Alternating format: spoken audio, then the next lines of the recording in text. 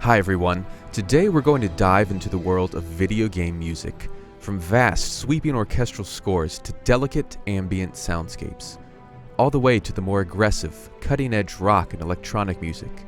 The evolution of video game music and the medium as a whole has been nothing short of inspiring. We're going to cover a broad range of topics today, acting as an introduction for our ongoing series. This is Brian with Audio Plugin Deals, and this is Video Game Music.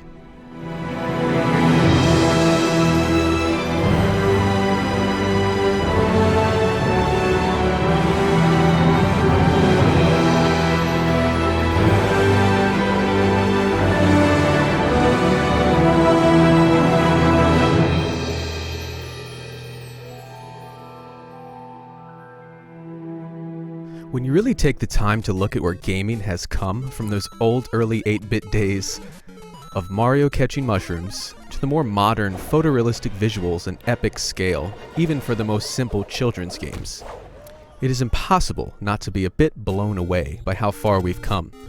But to really get the most of this history, we really have to go back to the days of the golden ages. Back in these 8-bit and 16-bit days, composers had very, very limited technology to really convey their ideas. One could argue that this only made the theme that much stronger. To have a memorable theme with these blips and bloops of technology is actually almost a miracle, but they did it. In fact, some of my best memories of early gaming were these themes. They stuck in your head, they were memorable, and it always got you in the mood to play the game, whether it be Legend of Zelda or Donkey Kong Country, anything in between. They set the tone. In this way, video game music has never really changed. Besides the samples, the quality, the realism, the goal has always been the same: to accompany the gameplay and the visuals that are going on your screen.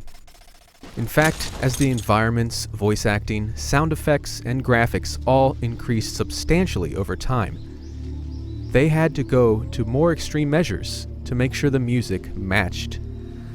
They hired Hollywood film composers, a previously unheard of technique, to really bring that much more impact to the game.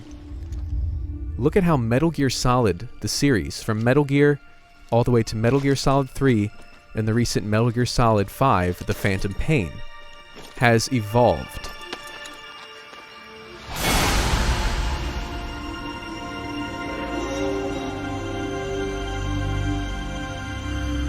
They went from 8-bit music to hiring Hollywood film composer Harry Gregson Williams to do the theme. I'm in front of the prison camp.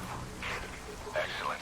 As if that wasn't enough, they've gone even to more extreme measures these days, hiring Hollywood actor Kiefer Sutherland to do the voice.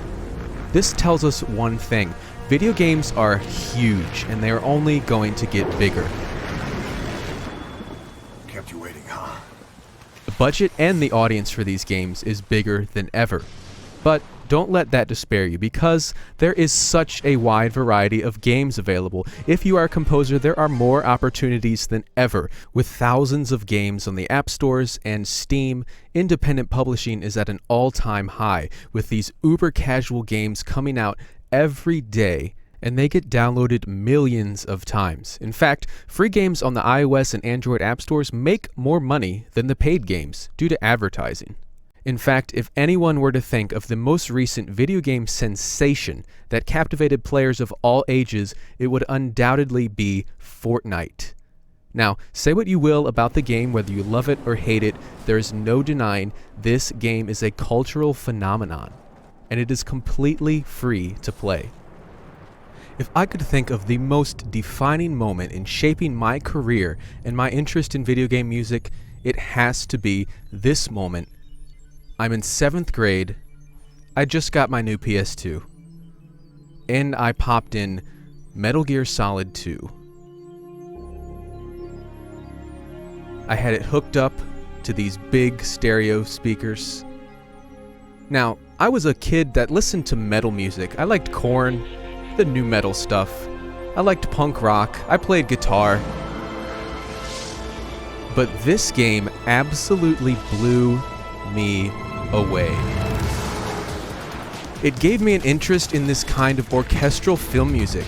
Up until that point, video game music had been catchy, it had been quirky, but it had never been so epic and powerful. This to me was one of the defining moments where video games as a medium really shifted towards the cinematic. Now, instead of playing a game, you really are immersed in a playable film. The dialogue, characters, story, presentation, everything is as deeply detailed and written as a full-fledged Hollywood blockbuster. But now, any kid gets to be the hero. They get to make the decisions. And in the end, you get to save the world. Alright guys, so many of you may know me as Brian from Audio Plugin Deals, but let me reintroduce myself to you today as Brian the Composer. That is why I'm so passionate about doing these Audio Plugin Deals stuff, because I'm a composer, producer, just like you. What I really want to do is make this an educational series and also share my experience. I'm not rich, I'm not famous, but I have had some success writing music for video games.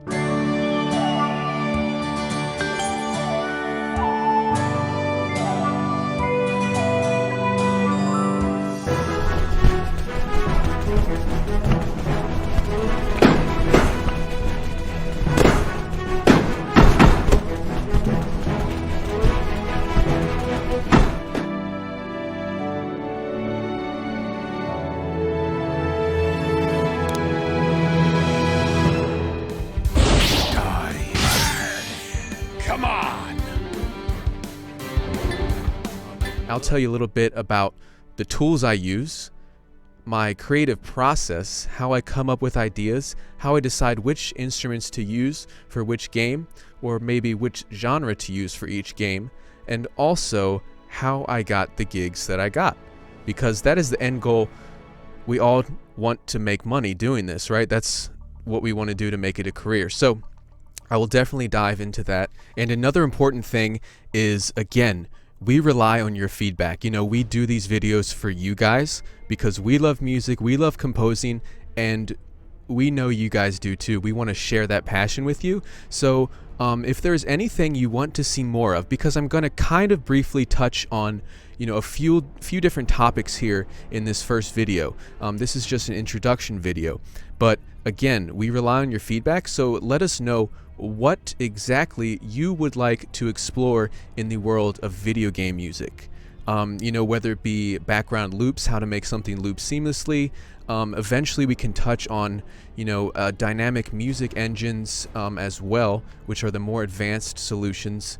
Again, you know, getting gigs, maybe you guys want to know more about that. We are going to cover that, but if there are any specific questions you have, please leave them in the comments, because as always, I read everything and I reply to you guys, and we absolutely take your advice seriously, and we will definitely implement that into future episodes. So the main basics of video game music are not unlike any other kind of music for any media. Now, first off, you need a DAW, digital audio workstation. I know this is very basic, a lot of us know this, but I will tell you my two favorite for writing video game music. Number one is FL Studio. I used this DAW since 2009, and I even have scored fully grand orchestral pieces with FL Studio. Do not let anyone tell you that FL Studio is a toy or it's not a real DAW. Those are just snobs, and they're acting condescending towards you because you use something different than them. It's very common in the composer community, unfortunately, but I'm here to tell you FL Studio is an amazing piece of software. I still use it to this day, all the time. When a video game calls for a loop or something quick, FL Studio, I can bust out tracks quicker than with any other program, and it absolutely excels at writing electronic music, because that is what it was intended to do originally, but it is not limited to that. I use FL Studio all the time for orchestral music, though I have switched to Cubase recently, and I will tell you why. So this is my DAW of choice for orchestral music. Now, Cubase works the best. I had some problems with FL Studio and Vienna Ensemble Pro, which is a program that hosts your your libraries outside of your DAW, and it helps with resources, and you can network it across two computers. That's definitely something we can talk about later as well if enough people show interest in it. Now, Cubase also has expression maps. What this means is that, let's see, right here, we can go in and make sure you guys can see it. Right over here, I click this and write articulations dynamics. Now, most of us know that orchestral libraries come with a lot of different articulations, and they are assigned to key switches, which are usually at the very bottom of your keyboard. Now, I don't have an 88 key piano here, and you don't need one. But Cubase takes out, it makes it so easy to switch between articulations because you set them up in expression maps over here, and then they are all labeled right here. If I wanted to go from, say, spiccatos to the sustains, all you'd have to do is just click just like that, and it's as easy as pie. Wow, I can't believe I just said that, but really, this makes everything so much easier. And I also feel like the video editor in Cubase is much better. But again, do not let anyone tell you what you need to use. Whatever DAW you use, trust me, it's good enough. You could even make video game soundtracks on an iPad with a synthesizer if you really wanted to. The tools out there are as powerful as ever, but what you really need, like we talked about the evolution of video game music, as those graphics and those environments get so much more realistic, if we still had those blips and bloops of that chiptune music, it would be drastically out of place. It would sound very goofy, and it would really take away from the power and the impact that these, key emotional scenes are supposed to have. So the biggest thing, almost as important as composition skill, is sample quality. This is a huge thing. Now, if you don't know how to compose a song, top-notch samples aren't going to save you, but really, they are what gets you noticed the most. So if you don't have good composition skills and you have amazing samples, you can still get noticed, right? But it's much harder for you to show an amazing composition with crap samples and for people to be like, wow, I want to hire this guy. Okay, so the easiest way to get into it is to buy like an all-in-one piece of software. Now, there's a few I recommend. One is Spitfire Audio's Albion 1, which is an all-in-one orchestral library. Another one, probably the most common and the budget-friendly, is the East-West Composer Cloud. This is $19.99 a month, I believe, and you have access to all of their libraries. Now, also, you can invest in their East-West Hollywood Orchestra, which is at a very low price, especially for a whole orchestra. You get individual sections, percussion, and solo instruments as well. So that is another good choice. And then finally, there are two more. Berlin Inspire, which is by Orchestral Tools, which is better for like more traditional classical music, but the content is great. It doesn't have like the balls to the wall epic sound, but it has a very traditional classical sound. It's got solo instruments as well, not all the solo instruments, but some of them. And then Audio Imperia Jaeger. I think for the modern composer, this offers individual sections as well as ensembles, which is a huge selling point, and it has sound design, some amazing vocals, and everything. One honorable mention is Metropolis Arc by Orchestral Tools, which is a bit more expensive, but this is what really goes balls to the wall epic, and it's got a crazy choir as well. So those are just some software tools, some of the best to really get started with. If you guys have any more software questions, I know we go over that sometimes in the live stream, what samples I like, but I'm more than happy to dive into that as well and answer any more of you guys' questions. Also, I'd recommend a synthesizer. So my favorite synthesizer by far, and probably what many other composers would say is their favorite, it's kind of the desert island synthesizer for software. It's called Omnisphere 2. And this has honestly anything you can possibly want. And it has surprisingly good samples as well, like guitars, pianos, organs, and stuff. Most of it is obviously more sound design or synthetic, but it does have surprisingly good samples, and it is quite expensive. But again, these are just some of my favorites that I used. Back in the beginning when I started making like orchestral music, I just used Complete 10 Ultimate, the Native Instruments bundle, with Contact, and then I also used Nexus 2, which is like the really common kind of radio-friendly rompler that many producers use, but it had some decent orchestral samples. So while I am recommending some software, if you can't afford it, there are absolutely some alternatives, and if you don't want to invest in this right now, just work on your composition chops. That is absolutely going to be more valuable. Then you can save up for those samples, work on your skills. Then once you put those top-notch samples to it, you'll just blow people away. Now at this point, this is where I really want to hear from all of you. I'm sure we all had a moment, either as a video game composer or just a film music producer, that just inspired you. It kind of changed the course of your life. Usually happens at a young age, and we experience these moments with media or with a concert or a movie, something like that. Tell us, please, in the comments, because I am genuinely interested in this. I'm very passionate about this, and I know we have so many passionate musicians, artists, composers here watching today. I want to know, like, what systems did you guys grow up playing?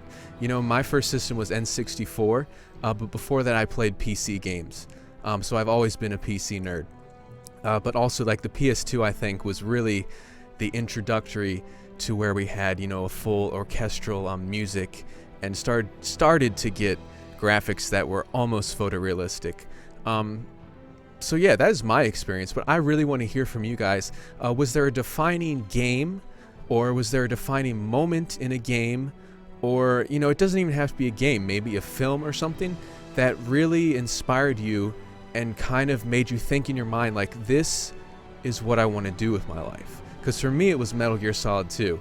But I want to hear from you guys, so please type that in the comments and let me know, because I cannot wait to hear from you guys on this one. Alright guys, so this is just, a very brief intro to, the history and the evolution of video games, why so many of us love video games and their music, and also just kind of going over some of the tools. Now, it's going to be very basic, of course, so some tips I have. Before I go, remember there's going to be a lot more episodes, so if you have any suggestions, anything specific you want to hear, absolutely leave us a comment. And before I go, I just want to say some tips.